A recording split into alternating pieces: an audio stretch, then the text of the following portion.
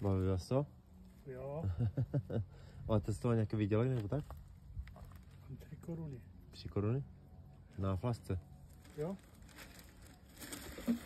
Aha. Okay. Je to vratná, to je láhev. To je cigaro? Ne, to je 15 centů. Aha. Já to pozbírám, hodím do pytle a jdu na Slovensko.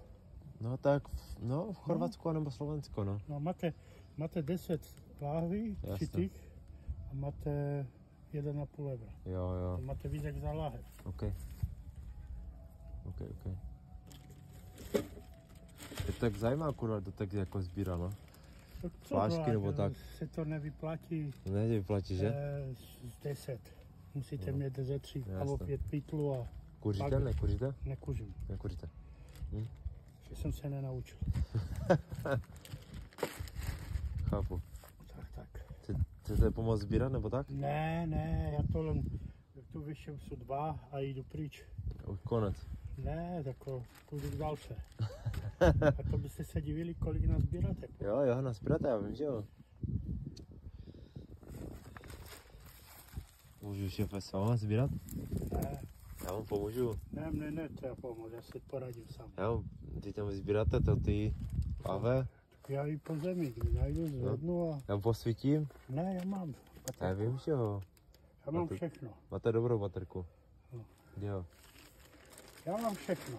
Já mám dobrou baterku, ne. Já vám pomůžu posvítit. Ne, já si tu zjednu a tak. Dívejte, sedeme si je. Ne, to je sklo, ne? Ne, tu jsou plechovky. Ne, já to normálně.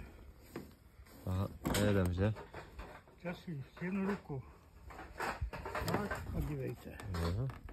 Teď si to vemu. Kurva, to je plechovka. A hodím. To má nějaké gramy, že? Co? Jo, to je hliník. Vratná láhev. Ale je to vratná. Vy máte nějaký kurva biznis? Jo. Ještě jo? A co máte dělat v obchodě? No tak jasné, že? Ležet? No jasné. No. Chci sbírat, že? Jo. Já už vím, které se vracejí, víš? No jo, já vás chápu. Dívejte. No jasné. Tady má drink. A tam může být kód, tam může být výherní kód na tom. Ten nevratný, bo to je polský. Víte, to je polský. Jo, přesně tak, ale tady má drink. Jo, ale má některý zetko. Moda a na tom některý má zetko a některý ne. No. Takže ho vrátím zpátky. Rozumím.